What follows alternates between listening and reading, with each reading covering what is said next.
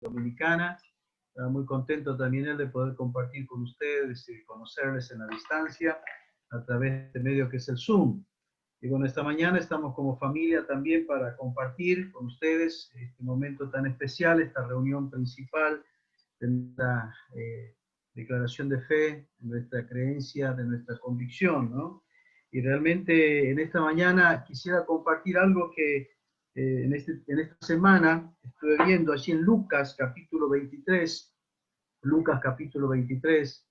y sabe, siempre las escrituras nunca dejan de ser una fuente inagotable, ¿no? Alguien ha dicho que es tan sencilla que un niño se puede acercar a beber de ella sin temor a ahogarse, y es tan profunda que los teólogos todavía siguen nadando en ella sin tocar fondo. Y realmente creo que cuando uno piensa en la obra de la cruz, siempre el volver a estos pasajes va a seguir encontrando una enseñanza que anime, aliente nuestras vidas y nuestros corazones, y sobre todo con la expectativa y la esperanza de un día ver a aquel que se entregó por nosotros. Y cantamos el segundo himno, creo que fue en la cruz, lo primero vi la luz. Y uno piensa, ¿cómo es eso? Lo primero vi la luz en la cruz. Y les digo esto porque justamente Lucas nos comenta acerca de tres eventos que sucedieron justamente en el momento de la crucifixión de nuestro Señor. Allí en Lucas capítulo 23, usted va a encontrar lo primero, allí el diálogo de Jesús entre los dos malhechores y el Señor Jesucristo. Allí entonces ya la profecía decía en Isaías capítulo 53, versículo 12, que con los muertos y con los inicuos iba a ser en su muerte, ¿no? Allí con estos dos ladrones.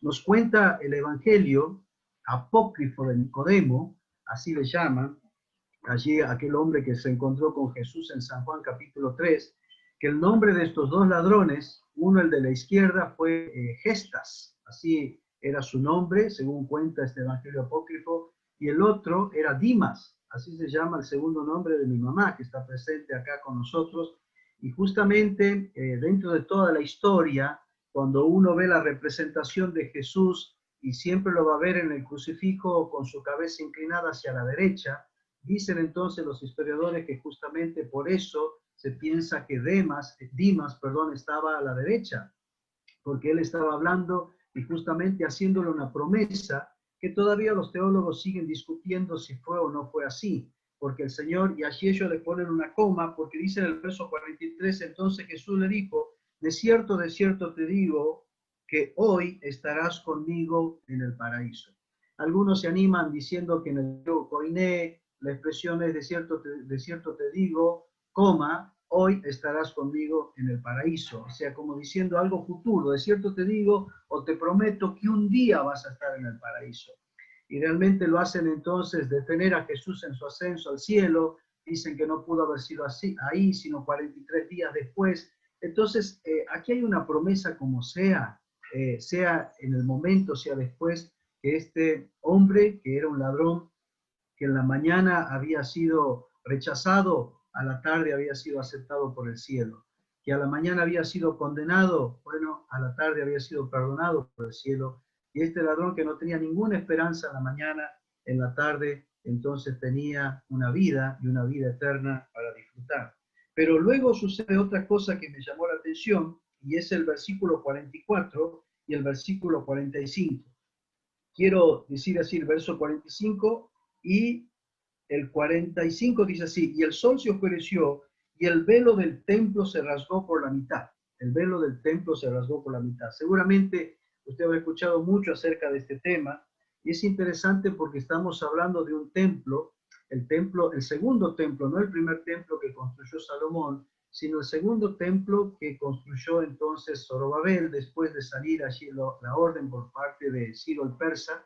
50.000 judíos salieron con Zorobabel y Esdras para construir este templo. Este templo que no quedó tan lindo como el primero, y que Herodes el Grande, hermano querido, Herodes el Grande, que no era romano ni judío, sino que era edomita, descendiente de Saúl, ¿sí? Entonces, por congraciarse con los romanos y con los gentiles, él le agrega una parte más a este templo, ¿sí? Le agrega el atrio de los gentiles. Entonces el templo quedó dividido en tres partes, el atrio de los gentiles, el atrio de los judíos y el atrio de los sacerdotes. Y justamente fue donde Jesús desarrolló su ministerio, las veces que habló y se dirigió al pueblo, lo hizo en el atrio de los gentiles. Por eso que el templo se haya rasgado y por la mitad, no dice por uno de los costados, sino por la mitad, por el medio, ¿sí? Y de arriba abajo, habla de una obra maravillosa que solamente pudo venir desde el cielo, y eso abrió entonces todos los atrios hasta el final para que todo hombre, si sea judío o sea gentil, tenga hoy acceso a la misma presencia de Dios. O sea, cuando el templo se rasga, se puso fin a la segregación racial. Hoy en día puede entrar cualquier hombre y cualquier mujer por la fe en Cristo a la misma presencia del Señor, porque esos son los beneficios de la cruz. Puso fin a todos los sacrificios. Ya no hay más entonces corderos que ofrecer, porque el Cordero de Dios se ofreció una vez y para siempre por nuestros pecados. Y ya no hay entonces más separación entre Dios y el hombre, porque Cristo pasa a ser la puerta de acceso justamente a la misma presencia de Dios. Pero en esta mañana me quiero detener en una cosa que sucedió en la cruz y que realmente a veces podíamos encontrar mucho silencio. Y es la tercera cosa, dice el verso 44, cuando era como la hora sexta, que es las 12 del mediodía, hubo tinieblas sobre toda la tierra hasta la hora novena. Este es el tercer acontecimiento que nos cuenta Lucas, ¿sí? Es el sándwich de los dos que mencioné. No solamente que hubo una promesa, sino que también hubo una puerta que se abrió, cuando el velo se rasgó para entrar al mismo lugar santísimo. Pero acá hay algo que sucedió que realmente parecería misterioso, pero es algo que ya estaba anunciado. Fíjense por favor en Amós capítulo 8, perdón, versículo 9. Amós, el profeta Amós en el capítulo 8, versículo 9, hablando el profeta dice, acontecerá en aquel día, dice Jehová el Señor, que haré que se ponga el sol a mediodía y cubriré de tinieblas la tierra en el día claro. Amós capítulo 8, versículo 9. Dice Jehová el Señor que haré que se ponga el sol a mediodía y cubriré de tinieblas la tierra en el día claro. Y es interesante que aquí a plena luz del día, los historiadores han estudiado justamente este pasaje, porque siempre están los gnósticos o los escépticos que dicen, no, justamente ese día estaba anunciado, estaba previsto un eclipse solar. No hay nada en los anales de la historia que haga prever ni confirmar eso. Simplemente fue una obra maravillosa de Dios, que ya tenía su anticipación, porque fíjense qué interesante que si va a Éxodo, capítulo 10, versículo 22, va a tener justamente no 3 horas de tinieblas, sino 3 días de tinieblas, que anticipaba la liberación del pueblo de Israel. ¿Se acuerdan las plagas de Egipto? La plaga de las tinieblas, tan densas eran, tan oscuras que la gente lo podía palpar. Duraron 3 días antes entonces de que esas tinieblas se disiparan y la libertad del pueblo de Israel se consumara. De la misma manera, ¿sabe qué? Las tinieblas por 3 horas en la cruz del Calvario eran un anticipo justamente hacia la luz y hacia nuestra libertad. Pero esas 3 horas de tiniebla implicaron 3 cosas en la vida del Señor. En primer lugar, la soledad. ¿Sabe? La soledad, porque en primer lugar, el silencio del Padre. ¿Sabe? En ese tiempo, el Señor Jesucristo, antes de que cayeran estas tinieblas, Él clamó de la siguiente manera, Dios mío, ¿por qué me has desamparado? Realmente allí fue un silencio de parte del cielo, un silencio que duró 3 horas, en donde el Señor Jesucristo no solamente dejó de ser un espectáculo de burla, de infamia para la multitud. Un escritor dice, es como que Dios sencillamente bajó un telón para que el sufrimiento espiritual y moral del Señor Jesucristo por parte de los sacerdotes, por parte de la multitud, llegara a su final. Porque recuerden que el Salmo 22, hermanos queridos, describe justamente no solamente el sufrimiento físico de Jesús, sino también el sufrimiento espiritual, porque comienza el Salmo 22 con este clamor del Señor, ¿por qué, Dios mío, por qué me has desamparado? El sufrimiento moral del Señor y emocional es al ver a aquella multitud que día antes le había recibido como el ungido de Dios, como al descendiente de David, y sin embargo la misma multitud que se está riendo, que se está mofando de él. Por eso en el himno que cantamos dice, mofa de ti la multitud. Y es muy fuerte en el Salmo 22 cuando dice que los que me ven estiran la boca, menean la cabeza. ¿Saben? Eso es una expresión de mucha infamia, de mucha burla y de mucho sarcasmo. Y es que toda esa escena de burla, de sarcasmo, de mofa, ¿sí? Se terminó cuando esas tinieblas cayeron al mediodía, en cuando el sol pega más fuerte y duró 3 horas. Es como si Dios hubiese bajado ese telón para dejar que entonces de ser un espectáculo que promoviera la burla y la mofa de la multitud. Pero allí el Señor experimentó no solo el silencio del Padre, sino también allí el Señor experimentó su mismo sufrimiento, ¿no? Allí pudo entonces estar consciente de todo lo que implicaba nuestra redención. Y vuelvo al Salmo 22 y también a Isaías capítulo 53, donde hace una descripción realmente de cómo quedó nuestro Señor amado. Y realmente creo que para todos los que lo veían hasta ese momento podían comprobar que él estaba desfigurado. Quizás lo presenta así, como alguien irreconocible. Ustedes pudieron ver tal vez la película de Mel Gibson, allí cuando es una película lo más real que podía presentarse, y decía un rabino acerca de esta película, hacía un comentario que no se acercó ni siquiera al 90% de lo que fue la realidad de la crucifixión. Y allí en esa hora de oscuridad, para el Señor fue una hora no solamente de silencio, sino también de sufrimiento, pero en tercer lugar, de soledad. Saben, hermano querido, una vez alguien dijo, y es muy fuerte lo que dijo en ese momento hasta que yo lo pude entender, porque cuesta entenderlo. Y este predicador dijo, hermanos, ese fue el único momento en que la Trinidad fueron dos, en que la Trinidad fueron dos. Y es muy difícil entender este concepto, es muy profundo, misterioso para muchos, pero es una realidad que realmente embarga el alma, ¿no? ¿Por qué me has desamparado? ¿Por qué me has abandonado? Y realmente allí uno puede entender que fue un momento de soledad del Señor, en donde quedó solo bajo la maldición que nuestro pecado trajo sobre su vida, cargó sobre su espalda.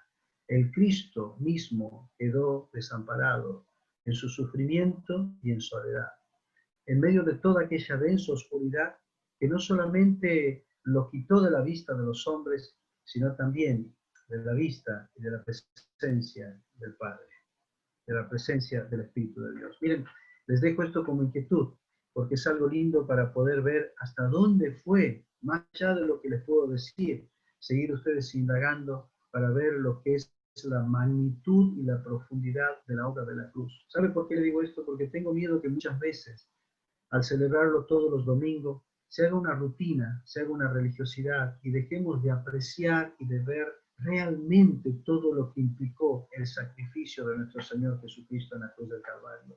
Porque solamente al entenderlo y al comprenderlo vamos a poder anhelar y ansiar el hecho de un día de poder verlo. Y saben lo que vamos a ver justamente cuando le contemplemos a Él, las heridas en sus manos, en sus pies.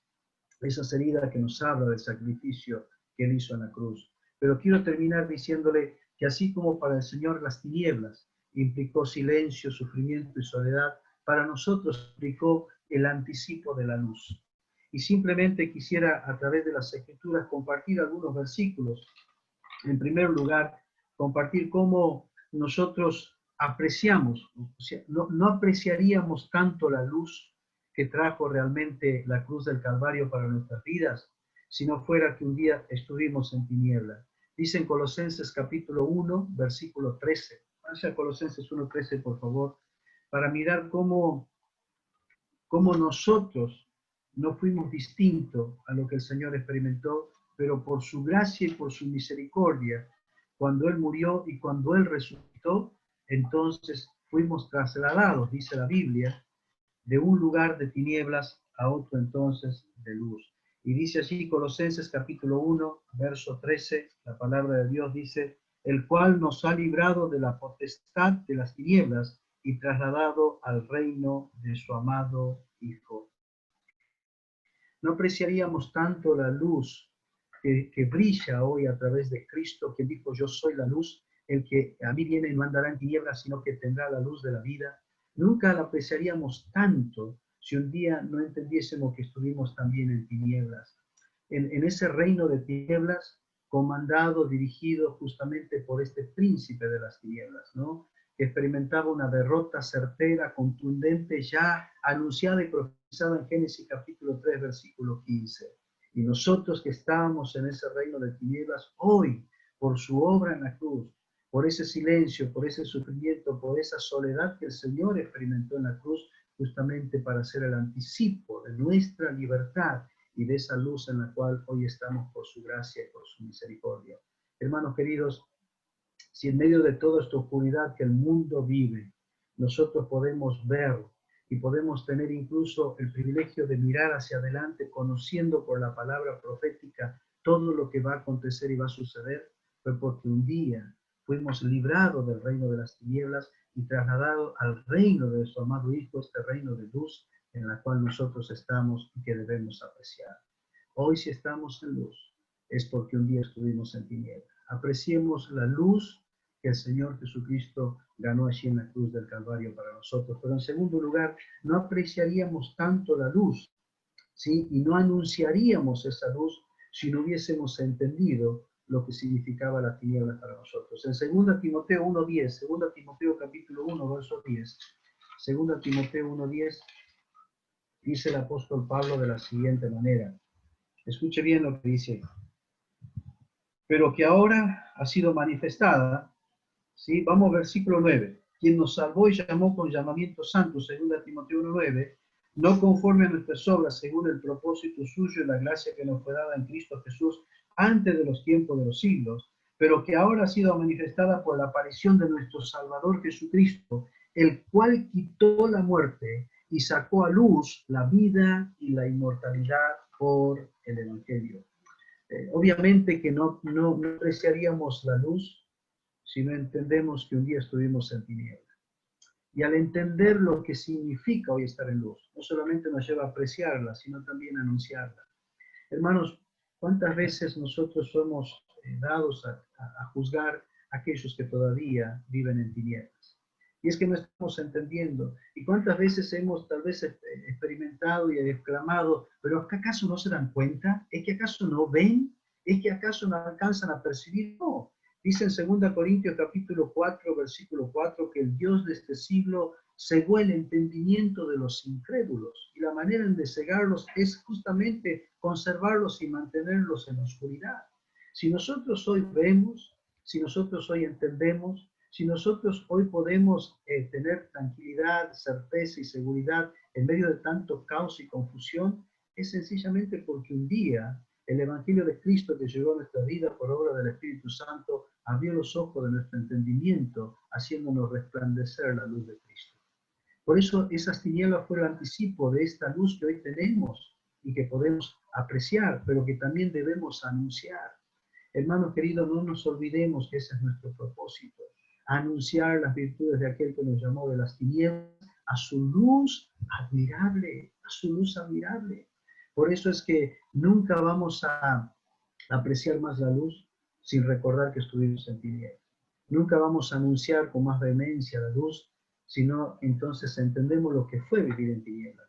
Pero por último quiero terminar diciendo, nunca vamos a entender lo precioso que es andar en la luz si no entendemos lo que fue vivir en las tinieblas. Fíjense en Efesios capítulo 5, verso 8, termino con esto. Efesios capítulo 5, verso 8. Dice el apóstol Pablo hablando hacia la iglesia de la siguiente manera. Verso 8. No seáis pues partícipes con ellos, porque en otros tiempos erais tinieblas, mas ahora sois luz en el Señor. Andad como hijos de luz.